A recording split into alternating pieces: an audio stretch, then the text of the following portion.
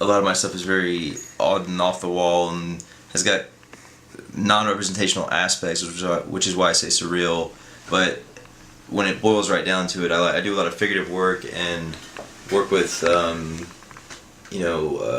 and fauna and things like that. So that I consider that representational, but not in the way you'd expect. Like flowers don't always mean flowers, and women don't always mean women, or men don't always mean men in the work that I do. So that's why I say surreal representational.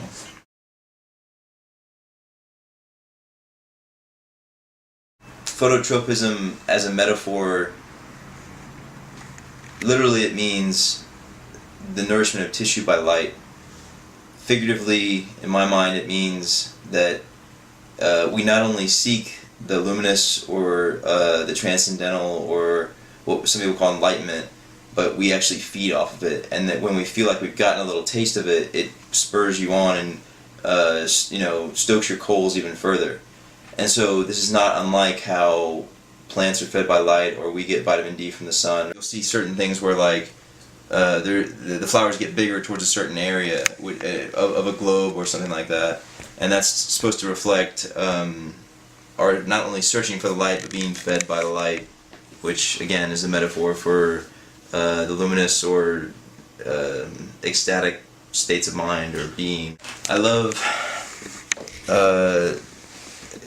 having a concept in your head of something that no one's ever seen before, that just comes to you in a flash of inspiration, and then the feeling of taking that and putting it into reality, and knowing that it's not exactly what you saw in your head, but it's the closest thing you'll ever come to actually letting somebody else know how you really feel about something. In my mind, that sculpture is the way I show other people what is going on inside my head. There's no other way that I know of to get that across so efficiently. It's never 100%, it's never perfect, and that's the tragedy of it, is that you know they'll never completely understand what you're saying, but at least they'll get a little bit closer than they were before. What's next?